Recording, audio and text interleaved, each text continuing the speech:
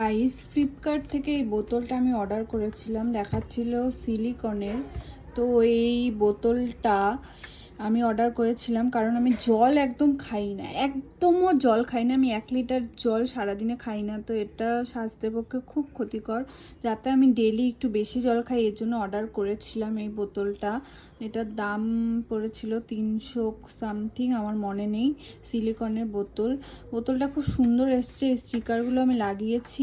আর ব্যাপারটা যেটা হচ্ছে, মোদ্দা কথা সেটা হচ্ছে, 2 দিন আমি খুব আগ্রহ নিয়ে জল খেয়েছি, পুরো বোতলটা শেষ করেছি জানেন গাইস। তো 3 দিনের দিন আজকে, যে আমার মা সকালে জল ভরে রেখেছে, এই যে এইটুকু খেয়েছি।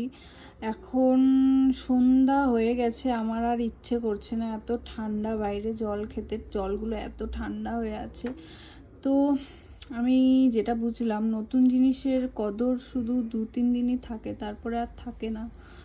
এটাকেও এখন এই এক কোণায় পড়ে থাকতে হবে সব জিনিসের মতো। এই জলগুলো মনে হয় শেষ হবে না।